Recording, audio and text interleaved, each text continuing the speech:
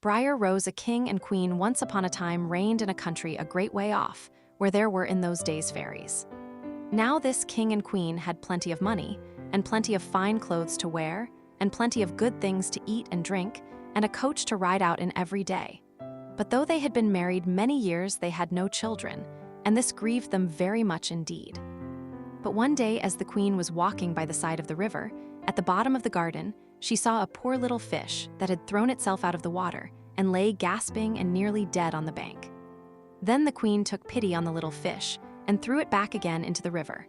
And before it swam away, it lifted its head out of the water and said, "I know what your wish is, and it shall be fulfilled. In return for your kindness to Mayu will soon have a daughter." What the little fish had foretold soon came to pass, and the queen had a little girl, so very beautiful that the king could not cease looking on it for joy, and said he would hold a great feast and make merry, and show the child to all the land. So he asked his kinsmen and nobles and friends and neighbours. But the queen said, "I will have the fairies also, that they might be kind and good to our little daughter." Now there were 13 fairies in the kingdom, but as the king and queen had only 12 golden dishes for them to eat out of, they were forced to leave one of the fairies without asking her. So 12 fairies came, each with a high red cap on her head, and red shoes with high heels on her feet, and a long white wand in her hand. And after the feast was over, they gathered round in a ring and gave all their best gifts to the little princess. One gave her goodness, another beauty, another riches, and so on till she had all that was good in the world. Just as 11 of them had done blessing her, a great noise was heard in the courtyard, and word was brought that the 13th fairy was come, with a black cap on her head, and black shoes on her feet, and a broomstick in her hand. And presently up she came into the dining hall. Now, as she had not been asked to the feast, she was very angry, and scolded the king and queen very much, and set to work to take her revenge. So she cried out, "The king's daughter shall, in her 15th year, be wounded by a spindle, and fall down dead." Then the 12th of the friendly fairies, who had not yet given her gift, came forward, and said that the evil wish must be fulfilled, but that she could soften its mischief. So her gift was, that the king's daughter, when the spindle wounded her, should not really die, but should only fall asleep for 100 years. However, the king hoped still to save his dear child altogether from the threatened evil, so he ordered that all the spindles in the kingdom should be bought up and burnt. But all the gifts of the first 11 fairies were in the meantime fulfilled, for the princess was so beautiful, and well-behaved, and good and wise that everyone who knew her loved her. It happened that, on the very day she was 15 years old, the king and queen were not at home, and she was left alone in the palace. So she roved about by herself, and looked at all the rooms and chambers, till at last she came to an old tower, to which there was a narrow staircase ending with a little door. In the door there was a golden key, and when she turned it the door sprang open, and there sat an old lady spinning away very busily. "Why, how now, good mother," said the princess, "what are you doing there?"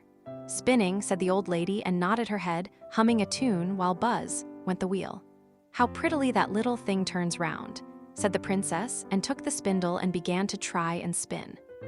But scarcely had she touched it, before the fairy's prophecy was fulfilled. The spindle wounded her, and she fell down lifeless on the ground. However, she was not dead, but had only fallen into a deep sleep. And the king and the queen, who had just come home, and all their court, fell asleep too.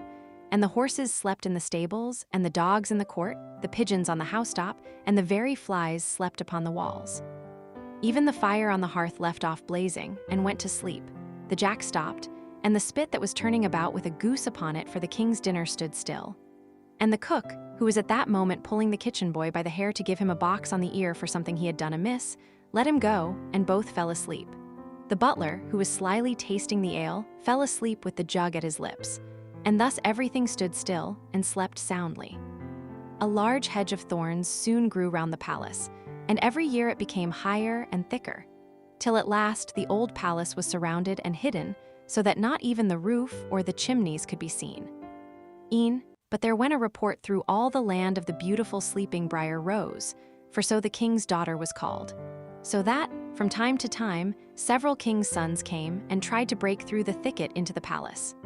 This, however, none of them could ever do, for the thorns and bushes laid hold of them, as it were with hands, and there they stuck fast and died wretchedly.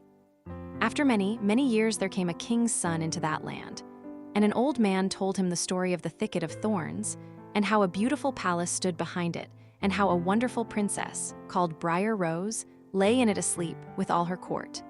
He told, too, how he had heard from his grandfather that many, many princes had come and had tried to break through the thicket, but that they had all stuck fast in it and died. Then the young prince said, "All this shall not fright me. I will go and see this BRIAR Rose." The old man tried to hinder him, but he was bent upon going.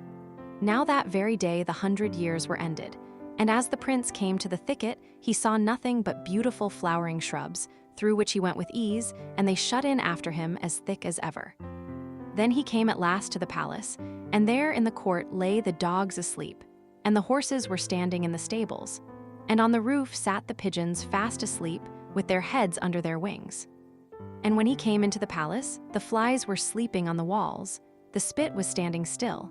The butler had the jug of ale at his lips, going to drink a draught. The maid sat with a fowl in her lap ready to be plucked, and the cook in the kitchen was still holding up her hand as if she was going to beat the boy. Then he went on still farther, and all was so still that he could hear every breath he drew, till at last he came to the old tower and opened the door of the little room in which BRIAR Rose was, and there she lay, fast asleep on a couch by the window. She looked so beautiful that he could not take his eyes off her, so he stooped down and gave her a kiss. But the moment he kissed her, she opened her eyes and awoke and smiled upon him, and they went out together. And soon the king and queen also awoke, and all the court, and gazed on each other with great wonder. And the horses shook themselves, and the dogs jumped up and barked. The pigeons took their heads from under their wings and looked about and flew into the fields. The flies on the walls buzzed again. The fire in the kitchen blazed up. Round went the jack, and round went the spit, with the goose for the king's dinner upon it. The butler finished his draught of ale.